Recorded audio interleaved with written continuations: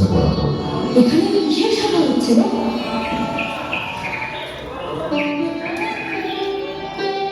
বাৎসরিক যজ্ঞের সভা মনে হয়। সেটা আর কিসের যজ্ঞ? আমি বলছি, প্রতি বছর কোনো এক শুভ দিনে আমরা দুর্গা জয়ন্তীর উদ্দেশ্যে পূজা নিবেদন করি আর যজ্ঞ করি। কেন এত দেবতা থাকতে হঠাৎ দেবরাজ ইন্দ্রকে পূজা করতে হবে কেন?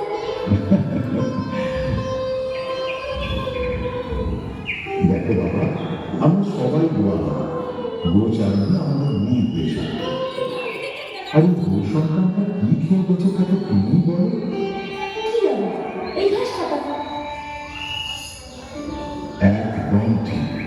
এবার প্রতি বছর যদি সঠিক সময় বৃষ্টি না হয় তাহলে তো ঘাস কাটাও জন্মাবে। তাই আমরা দুর্গাজনের পুজো করে যজ্ঞ করি, তার কাছে প্রার্থনা করি যাতে তিনি পুষ্ট হয়ে প্রতি বছর বর্ষা ঋতুতে বৃষ্টি দিয়ে আমাদের রক্ষা করে। কি করে বাবা, তুমি হাসছো কেন? বারে হাসবো না? বৃষ্টি কি কারো ইচ্ছাতে হয় নাকি? ঝড় বৃষ্টি তুষারপাত এসব তো প্রাকৃতিক ঘটনা, যখন হওয়ার হয় তখনই হয়। এটা কিন্তু কানাই ঠিকই বলেছে। তা বলে এতদিনের পুরনো একটা রীতি প্রতি বছরের এই যজ্ঞ কিভাবে বন্ধ হয়ে যাবে? ও বন্ধ কেন হবে? প্রতি বছরের মতো এবছর যজ্ঞ হবে। তবে তা দুর্গা যন্ত্রের নিদর্শন। আমরা পুজো করব এই সবুজ ঘাসের জন্য, আমরা পুজো করব সব গোপালকদের জন্য, আমরা পুজো করব এই গিরি গোবর্ধন পর্বতের জন্য, যে পর্বতের ঢালে আমাদের পোশাক করে চলে বেড়ায় বসে ঘাস খেয়ে বেঁচে থাকি, যে পর্বতের ঢালে আমি নিশ্চিন্তে বসবাস করি। হ্যাঁ, আমাদের কানাই একদম ঠিক বলেছে। যজ্ঞ তো গিরি গোবর্ধন পর্বতেরই হওয়া উচিত।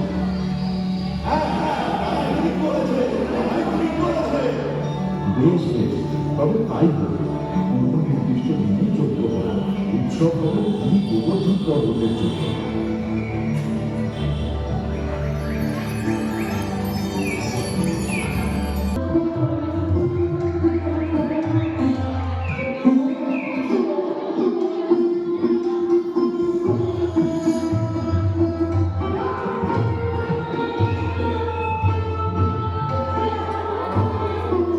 এই যে সবাই মিলে আনন্দ করছি, গোবর্ধনের উদ্দেশ্যে যজ্ঞ হচ্ছে, খাওয়া দাওয়া হচ্ছে, ভালো লাগছে না? ভালো লাগছে বাবা, খুব ভালো লাগছে।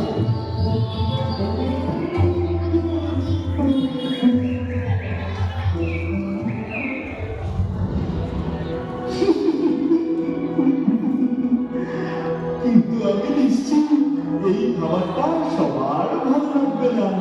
নারায়ণ নারায়ণ।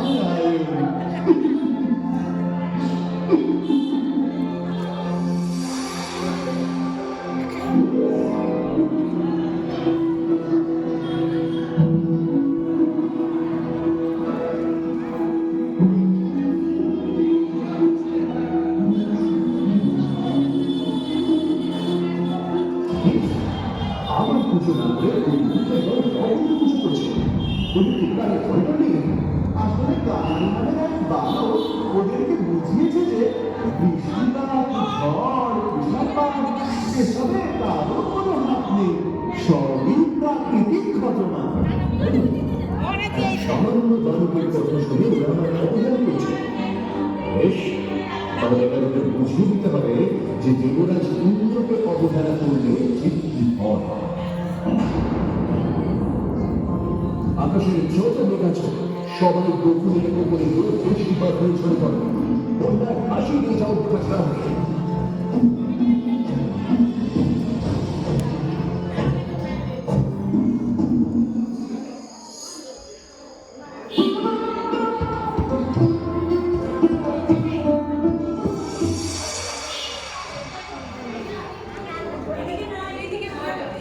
তাড়াতাড়ি ফিরে চলো সবাই, নাহলে কিন্তু অসময়ে বৃষ্টিতে ভিজতে হবে। হ্যাঁ, তাই চলো।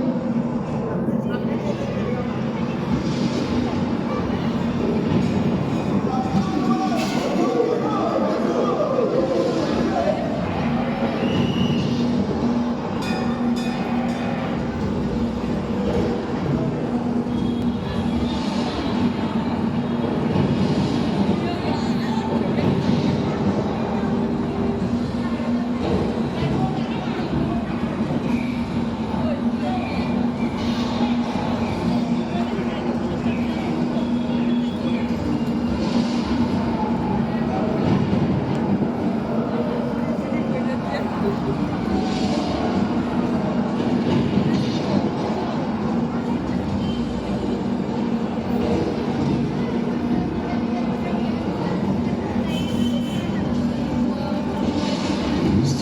খুব একটা ভালো চলছে না।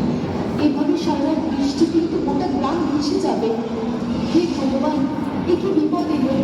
রক্ষা করো প্রভু।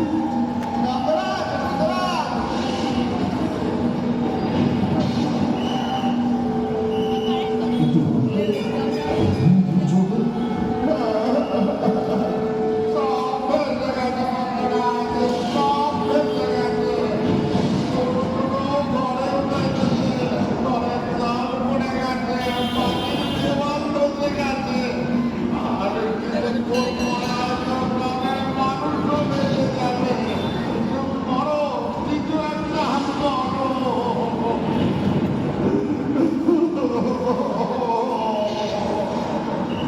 এখন দেবরাজ ইন্দ্রের প্রকোপে এমন বৃষ্টি হচ্ছে না তো? দেবরাজেন্দ্র, আপনি নিজেকে একটু মানে প্রভু হয়ে গেলেন।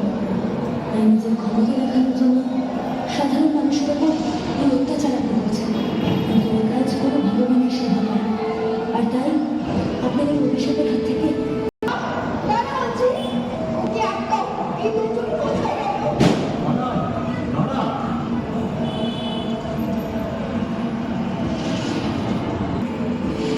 হে গিরি গোবর্ধন পর্বত, তুমি আমাদের ঝড় ঝঞ্ঝার হাত থেকে রক্ষা করো। তোমার শরীরের এই সবুজ গাছপালা আমাদের বৈষ্ণবদের কাছে রেখেছে। আমরা তোমার কাছে কৃতজ্ঞ। কিন্তু এখন আমরা অনেক বড় বিপদে পড়েছি। দেবরাজ ইন্দ্রের প্রভাবে গোটা গ্রাম ভেসে যেতে বসেছে। সবাইকে রক্ষা করতে হলে আমরা তোমার সাহায্যের প্রয়োজন। তুমি দয়া করে আমার হাত উঠে এসো। সবাই তোমার কথাই আশ্রয় নিই।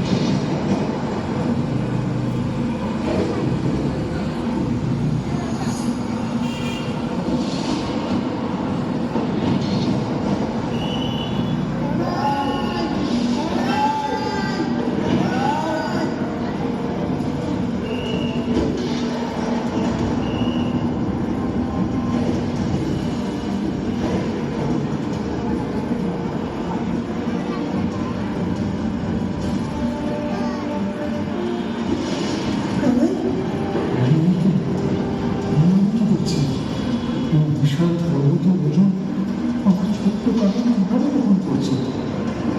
আমি কি ভুল করছি? তাহলে তো আমার অভিপ্রায় হয়েছে। না বাবা, তুমি কিচ্ছু ভুল করছো না। গ্রামের এই বিপদে কিছু একটা ব্যবস্থা তো করতেই হবে। তাই বৃষ্টি যখন কমানো যাবে না, তখন গ্রামবাসীদের জন্য একটা নিরাপদ বৃষ্টি থেকে বাঁচানোর জায়গা এইটুকু খুঁজে বার করতেই হবে। কিন্তু এখন আর কিছু সময় নেই বাবা। জমিবাড়ির ঝড় বন্যা রূপ নিয়েছে। গ্রামের সব কিছু ভাসিয়ে নিয়ে যাচ্ছে।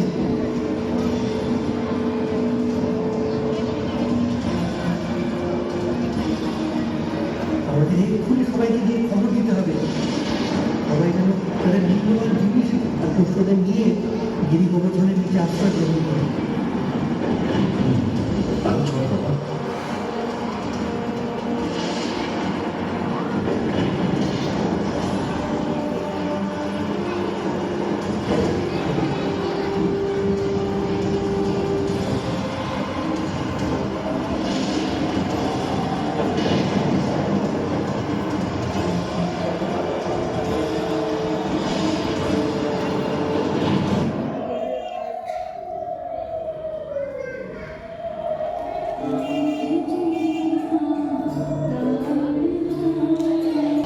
কি করছিস বাবা?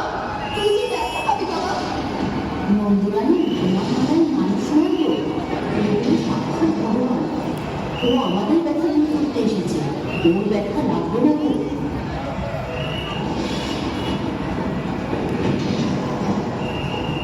ছোট মা, আর দেরি করে লাভ নেই। সবাই আস্তে আস্তে গিরি গোবর্ধনের নিচে আশ্রয় দাও।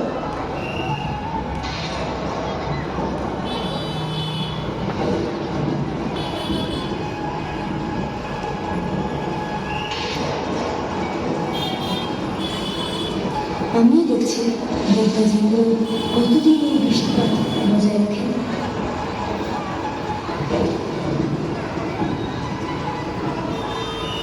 এইখানে দেখতে দেখতে 7 দিন কেটে যায়, কিন্তু অবিরাম বৃষ্টি ধরা সত্ত্বেও কারো কোনো ক্ষতি হয় না। গ্রামবাসীরা আনন্দে 7 দিন গিরি গোবর্ধনের নিচে কাটিয়ে দেয়। এই দৃশ্য দেখে স্বর্গরাজ্যের দেবরাজেন্দ্র অবাক হয়ে যান।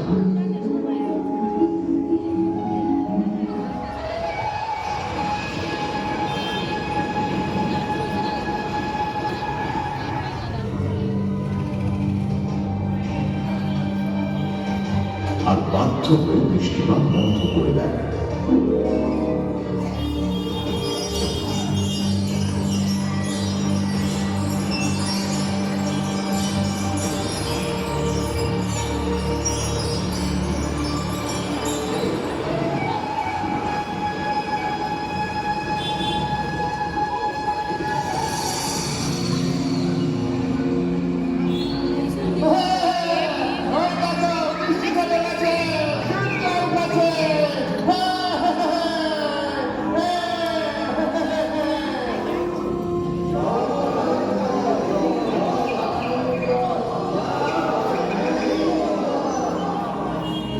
আজ 7 দিন পর এমন ঝলমলে সূর্য উঠেছে। এবার সবাই গ্রামে ফিরে যাবে। বৃষ্টিতে যা যা নষ্ট হয়েছে তা আবার নতুন করে তৈরি করতে হবে। বাবা মা দাদা ভাই তোমরাও যাবে। গ্রামে যখন বেঁচে গেছি তখন বাকি সব হয়ে যাবে, কোনো চিন্তা নেই। চলো তো সবাই, চলো।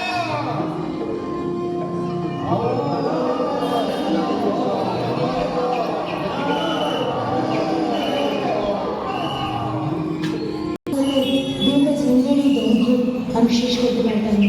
গিরি গোবর্ধন, তোমার কাছে আমি কৃতজ্ঞ। প্রভু, ক্ষমা করুন। দেবরাজেন্দ্র, আপনার আর কি বলবো? বড় অন্যায় করে ফেলেছি প্রভু। এই সকল আমাকে আর লজ্জিত করতে হবে। স্বর্গরাজ্যের সিংহাসনে বসে মুহূর্তের অহংকারে ভুলে গিয়েছিলাম আমি কি আর আপনি কে। আশা করি ভবিষ্যতে আপনি আপনার ক্ষমতা